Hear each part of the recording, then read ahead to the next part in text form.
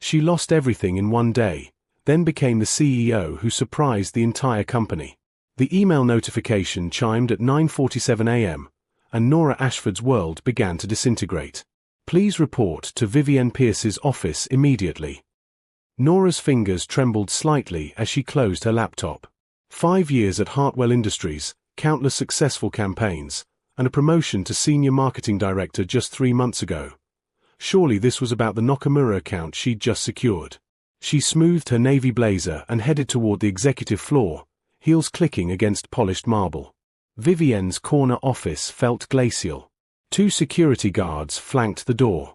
Inside, her boss sat rigid behind an imposing desk, her silver hair pulled back severely. Beside her stood Richard Moss from legal and Detective Sandra Torres. Ms. Ashford, Vivienne's voice could freeze fire. We've discovered unauthorized transfers from company accounts. $2 million, funneled through offshore accounts traced back to you. The room tilted. That's impossible. I never. We have digital signatures, transaction records, and communications from your company email. Richard slid a folder across the desk. The evidence looked devastatingly real. This is insane. Nora's voice cracked. Vivienne, you know me. Why would I risk everything? Security will escort you out. Your personal items will be sent. We're pressing charges. Vivienne's eyes held something dark, triumph masked as disappointment. The walk through the office was a blur of shocked faces and whispered accusations. Colleagues she'd mentored averted their eyes. Her assistant, Sweet Priya, was crying. By noon, news outlets ran the story. By 2 p.m., Damien texted, I can't be associated with this. We're done. I'm taking the apartment. By evening, Nora stood on the sidewalk outside his luxury building, 2 suitcases containing her hastily packed life. Her phone buzzed with messages from friends suddenly too busy to help, from her mother in tears, from lawyers requiring retainers she couldn't afford. She called Rachel, her college roommate. Can I stay with you? Just tonight? Of course. Always. In Rachel's cramped studio, Nora finally let herself break. Between sobs, she noticed an envelope on the small dining table, her name written in elegant script. Rachel shrugged. It was slipped under my door an hour ago. Addressed to you specifically. Inside, embossed stationery bore a simple message, not all falls are endings. Some are beginnings. Meet me tomorrow at Greyston Tower, 10 a.m. Top floor. Come alone. JW. Below it, a business card, Julian Westbrook, private equity. Nora held the card, a tiny ember of curiosity igniting in the ashes of her life. Tomorrow, everything would change again. Greyston Tower pierced the skyline like a steel needle, its reflective glass capturing the morning sun. Nora almost turned back 3 times. What did she have to lose? Her reputation was destroyed, her savings depleted by yesterday's emergency legal consultation, and Damien had already changed the locks. The elevator climbed 60 floors in smooth silence. The doors opened to a minimalist reception area where a professionally dressed woman smiled knowingly. Ms. Ashford. Mr. Westbrook is expecting you. The penthouse office was breathtaking, floor-to-ceiling windows overlooking the city, modern art adorning exposed brick walls. But Nora's attention fixed on the man standing by the window. Julian Westbrook turned, and she felt the air shift. Tall, dark hair slightly tousled, sharp jawline, and eyes that seemed to see through facades. He wore an impeccably tailored charcoal suit, but there was something untamed about his presence. Thank you for coming. His voice was deep, controlled. I know you have questions. How did you find me? Why the cryptic note? Nora's exhaustion made her bold. I've been following your career for 2 years.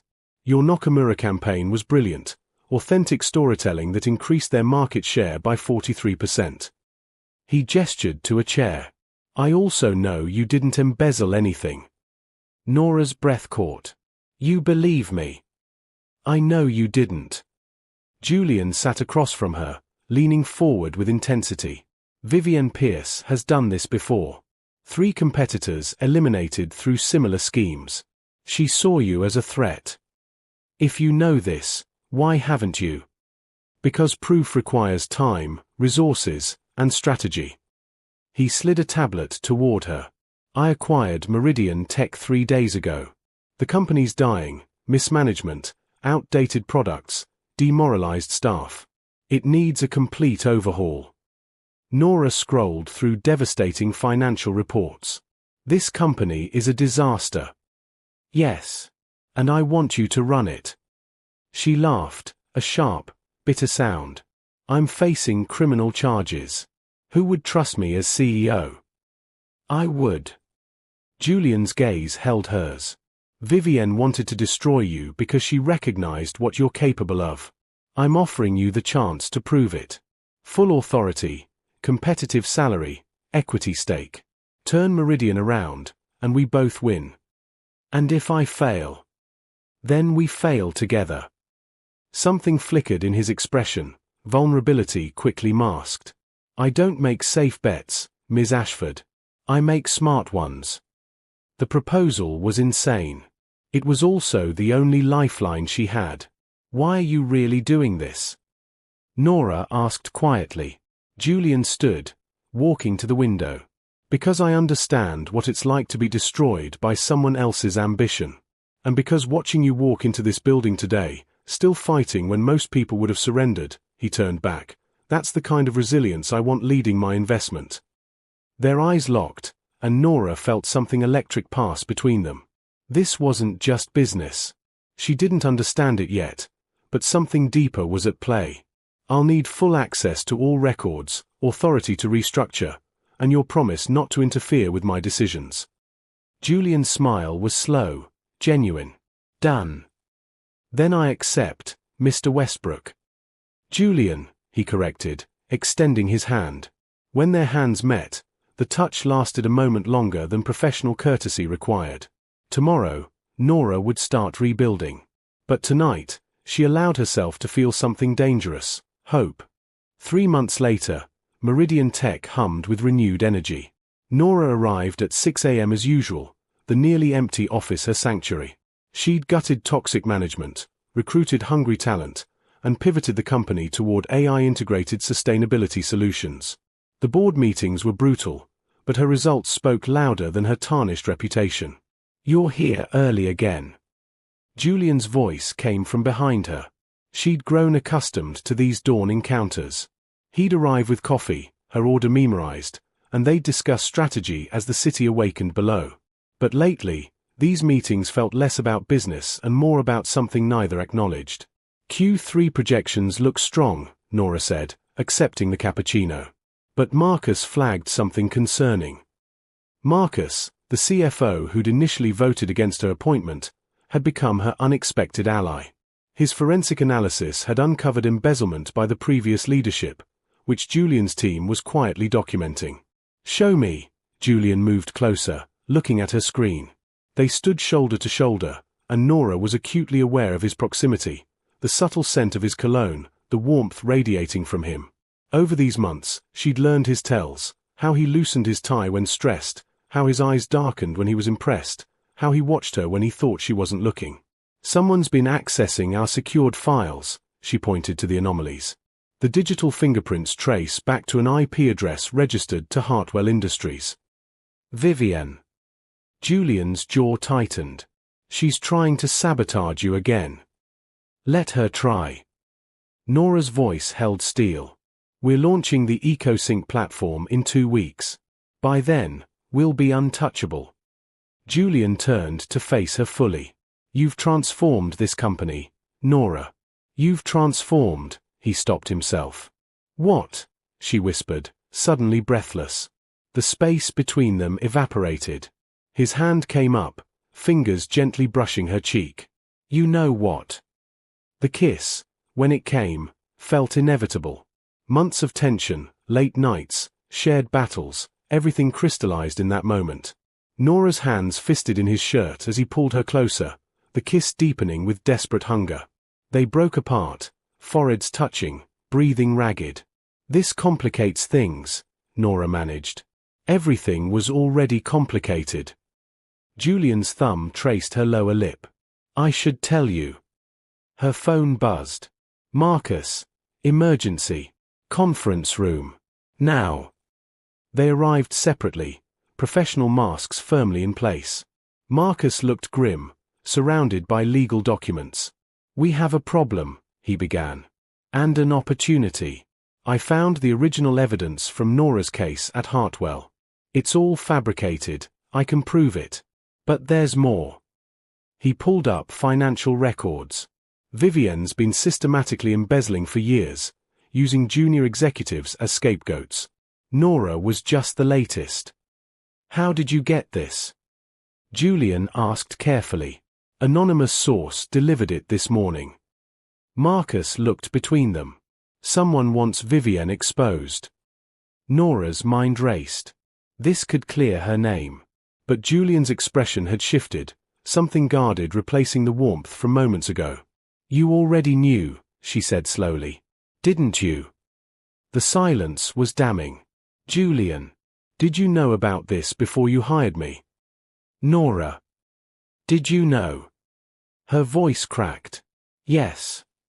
The word fell like a stone. I've been investigating Vivienne for 6 months. When she targeted you, I saw an opportunity. An opportunity. Nora stepped back. You used me as bait. No. I wanted to help you while building a case. You manipulated me. Everything, this job, your support, she couldn't say it.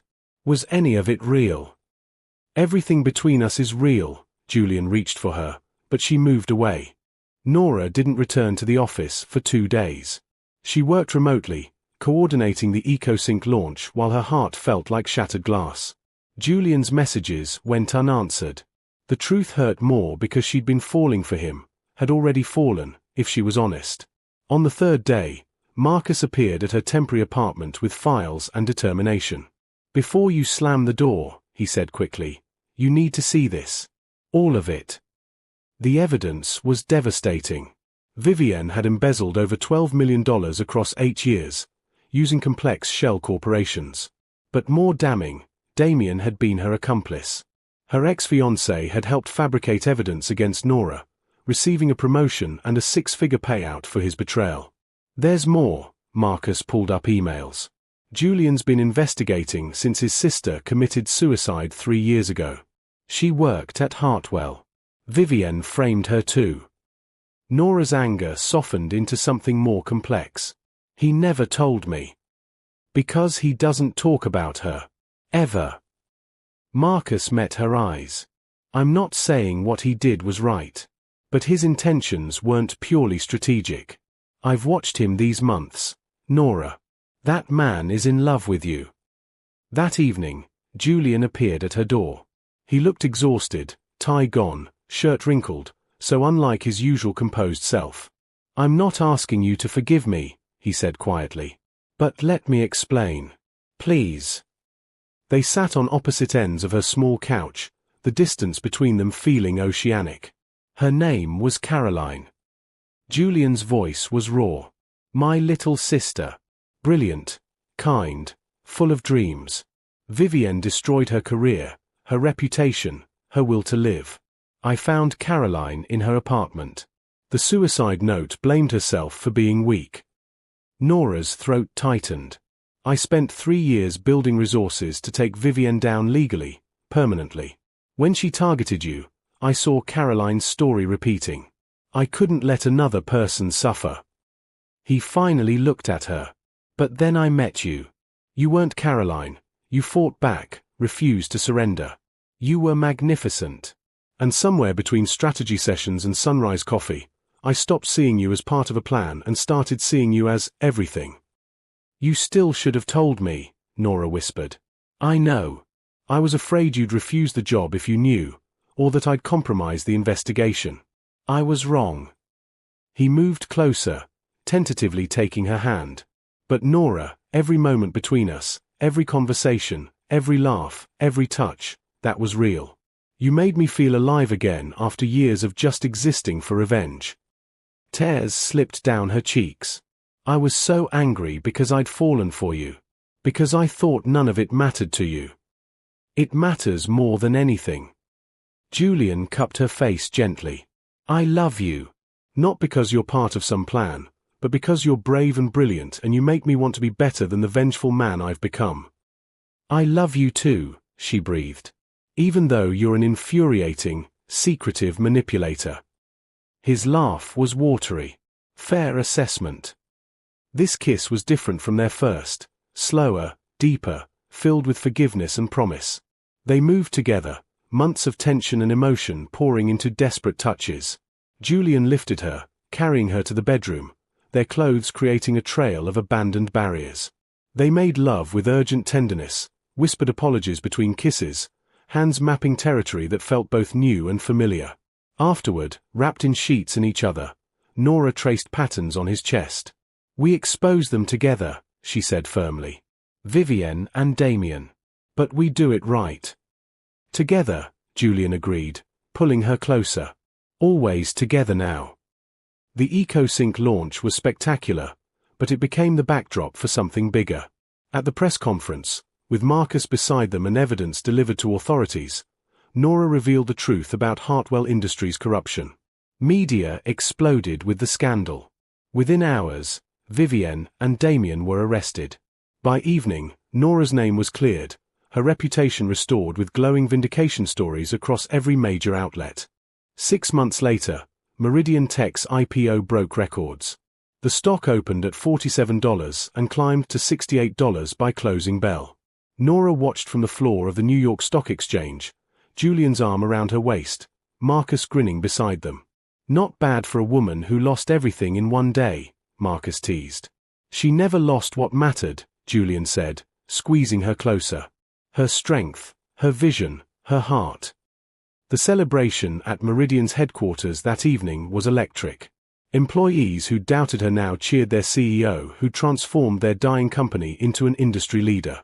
Nora moved through the crowd, accepting congratulations, but her mind drifted to how far she'd come. Vivienne was facing 15 years for embezzlement and fraud. Damien had turned witness against her, but his career was ruined, his name synonymous with betrayal. Rachel had cried happy tears when Nora bought a penthouse 3 floors above Julian's. And her mother had finally stopped asking when she was getting married, especially after meeting Julian. Can I steal the CEO for a moment? Julian appeared, extending his hand. They escaped to her office, the party sounds muted behind closed doors. The city sparkled below them, full of possibility. I have something for you, Julian said, suddenly nervous in a way that made her heart race. He pulled a small velvet box from his pocket, but didn't open it immediately. Before Caroline died, she told me I'd become too focused on winning, on proving myself, on holding grudges. She said I needed to find someone who'd remind me what really matters. He opened the box, revealing an elegant diamond ring. You did that, Nora. You reminded me that resilience isn't about revenge, it's about building something better from the ruins. Nora's hands flew to her mouth. I know it's fast, and we've done everything backward, but I've never been more certain of anything. Julian took her hand. Nora Ashford, will you marry me? Yes, she laughed through tears. Yes, you impossible man. Yes. The ring slid perfectly onto her finger, and he kissed her deeply, both of them laughing and crying simultaneously. Later, they returned to the party, and Marcus spotted the ring first. His whoop of excitement drew everyone's attention. The celebration doubled in volume. As Nora stood before her employees, her team, her family, she raised a glass. A year ago, I lost my job, my reputation, and my faith in second chances. Today, I stand here because of all of you who believed in what we could build together. We didn't just save a company. We created something revolutionary. And we did it by choosing courage over comfort, innovation over tradition, and truth over convenience. She looked at Julian, at Marcus, at the faces of people who'd taken a chance on a disgraced executive. This is our triumph. All of ours. Thank you for taking this journey with me. The applause was thunderous. That night, in Julian's apartment with the city lights twinkling below, they lay tangled together in comfortable silence. No regrets. Julian asked, kissing her temple. Only one, Nora said thoughtfully. I wish I could thank Vivienne. He pulled back, surprised. What? She thought destroying me would eliminate the competition. Instead, she freed me to become something greater than I ever imagined. Nora smiled. Her worst fear came true. I didn't just survive. I thrived.